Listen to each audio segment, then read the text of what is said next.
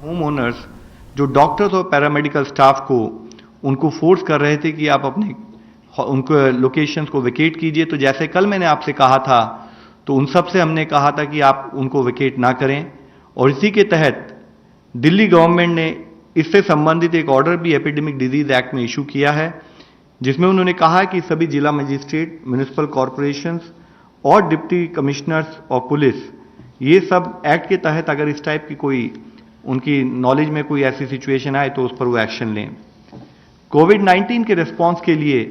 एक साइंस और टेक्नोलॉजी का एम्पावर्ड कमेटी का भी गठन किया गया है, जिसकी अध्यक्षता doctor Vinod Paul, member NITI Aayog, और प्रोफेसर के Vijay Raghavan, principal scientific adviser to the prime minister, वह कर रहे हैं। यह कमेटी कोऑर्डिनेट करेगी साइंटिफिक एजेंसी, साइंटिस्ट, इंडस्ट्रीज और रेगुलेटरी बॉडीज के बीच में। इसमें department of science and technology, department of biotechnology, CSIR, DRDO और इंडियन इंस्टीट्यूट ऑफ साइंस के संबंधित अधिकारी भी हैं, और इनका प्रयत्न होगा कि कैसे रिसर्च और डेवलपमेंट को आगे बढ़ाया जाए। गवर्नमेंट प्रोएक्टिवली प्राइवेट सेक्टर के साथ मिलकर बड़े पैमाने में कैसे हम टेस्टिंग और सीरोलॉजी एसेज पर काम करें, उस पर प्रयत्न कर रही है। किस तरीके से हम सर्वेलेंस और क्लिनिकल रिसर्च को बढ़ाएं ताकि हम वायरस को कंट्रोल कर सकें, उसके बारे में कुछ और हम नॉलेज पा सकें, उस पर काम चल रहा है। इसके साथ ही साइंटिफिक इंस्टीट्यूशन जो हमारे गवर्नमेंट के जितने मंत्रालय हैं जो इससे लिंक्ड हैं, वो उनके साथ मिलकर मल्टीडिसिप्लिनरी प्रोजेक्ट्स कर रही है, which are primarily focused on repurposing of drugs. एक टास्क फोर्स है जो ड्रग ट्रायल्स को ऊपर एफर्ट कर रही है ताकि इन्फॉर्म डिसीजन मेकिंग हो सके। इसी तरह से कुछ मैथमेटिकल मॉडल्स ताकि वो डिजीज को समझ सकें, मेडिकल इक्विपमेंट के बारे में और ऑक्सिलरी रिक्वायरमेंट्स के बारे में काम कर सकें, उसके ऊपर प्रयत्न चल रहा है। मिनिस्ट्री ऑफ टेक्सटाइल्स और फार्मा के साथ मिलकर और स्टेट्स के साथ कोऑर्डिनेट करते हुए health ministry personal protection equipment, mask, ventilators और जो रिलेटेड लॉजिस्टिक्स हैं उनको प्रोड्यूस करने वाली फैक्ट्री के साथ उनको सपोर्ट करके कैसे इनकी अवेलेबिलिटी को बढ़ाया जाए, उस पर काम कर रही है। मिनिस्ट्री ऑफ एक्सटर्नल अफेयर्स ने कोरिया, टर्की और वियतनाम के सप्लायर्स को भी आइडेंटिफाई किया है ताकि हम अपनी अवेलेबिलिटी देश में इन लॉजिस्टिक्स आइटम्स की बढ़ा सकें। DRDO लोकल मैन्युफैक्चरर्स के साथ मिलकर भी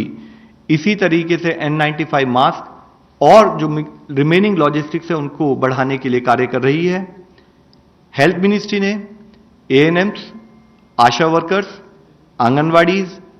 आयुष के डॉक्टर्स जो हैं हमारे, और हमारे डॉक्टर और नर्सिंग स्टाफ और जो हेल्थ प्रोफेशनल्स हैं, उनके लिए अपनी वेबसाइट पर कोविड-19 को मैनेज करने से संबंधित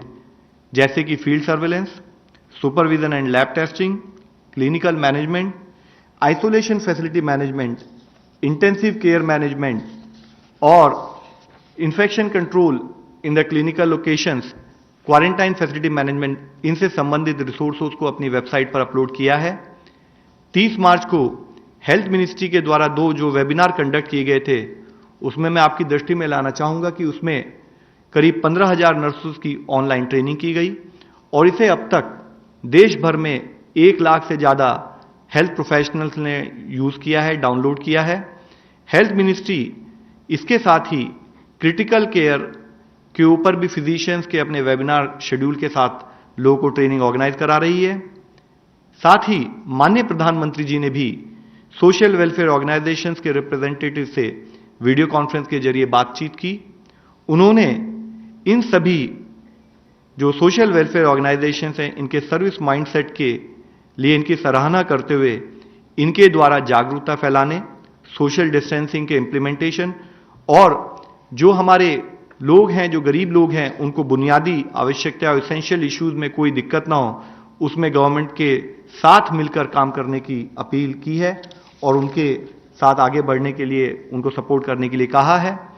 माननीय प्रधानमंत्री जी ने इसी श्रृंखला में ग्लोबल कोविड-19 पेंडेमिक के रेस्पॉन्स पर डिस्कशन करते हुए दुनिया भर में जो भारत के सभी दूतावास हैं और उच्च आयोगों के प्रमुखों के साथ भी वीडियो कॉन्फ्रेंस के जरिए बातचीत की है।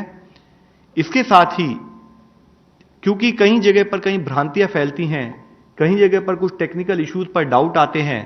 तो जैसे कि हमारी 1075 हेल्पलाइन के द्वारा हम लोगों को टेक्निकल गाइडेंस देते रहे हैं, इसके साथ ही अब हम एक जॉइंट सेक्रेटरी और एम्स के डॉक्टर्स के साथ मिलते हुए एक स्पेशल टीम बनाते हुए किसी को भी अगर कोई टेक्निकल गाइडेंस चाहिए, ऑथेंटिक टेक्निकल इंफॉर्मेशन चाहिए, उसके लिए एक प्रोसेस हम नेक्स्ट 24 घंटे में शुरू करने वाले हैं, जिसके द्वारा उस पर्टिकुलर ईमेल पर अगर आपके कोई टेक्निकल डाउट्स हैं तो आप पूछ सकते हैं, उनको एनालाइज किया जाएगा, उसके बारे में आपकी जो रिक्वायर्ड गाइडेंस होगी, अगर इमीडिएट होगी तो इमीडिएट दी जाएगी, नहीं तो उसको टेक्निकली एग्जामिन करके ये गाइडेंस दी जाएगी। इसका पर्पज यह है कि इसके द्वारा ऑथेंटिक टेक्निकल इंफॉर्मेशन हम सबको दे सके। ये इसलिए भी जरूरी है क्योंकि अगर ऑथेंटिक और जेन्युइन टेक्निकल इंफॉर्मेशन सबके पास अवेलेबल होगी तो उसके कारण जो अननेसेसरी डाउट्स और जो पैनिक की सिचुएशन आती है वो नहीं होगी। साथ ही माननीय हेल्थ मंत्री हैं, उन्होंने भी कल एक सैंपलिंग और टेस्टिंग स्ट्रेटजी पर एक रिव्यू मीटिंग की थी। उन्होंने इस संदर्भ में एडिक्वेट टेस्टिंग फैसिलिटीज देश में होनी चाहिए, टेस्टिंग किट्स होनी चाहिए, उसके ऊपर चर्चा की। साथ ही उन्होंने ministry of science and technology को भी फर्दर टेक्निकल सॉल्यूशंस के ऊपर काम करने के लिए आदेश दिए हैं। उन्होंने कहा है कि यह इंश्योर किया जाए कि जो टेस्टिंग किट्स की क्वालिटी है बोथ गवर्नमेंट और प्राइवेट सेक्टर में उसको इंश्योर किया जाए। साथ ही इंडिजिनस डेवलपमेंट पर भी जो कि ऐसे चीपर हो, फास्ट हो और एक्यूरेट हो और उसके ऊपर भी काम हो, उसके लिए उन्होंने आदेश दिए हैं। उन्होंने कहा है कि साथ ही ऐसी तो वज़ारत सेहत की प्रेस कॉन्फ्रेंस आप देख रहे थे। वज़ारत सेहत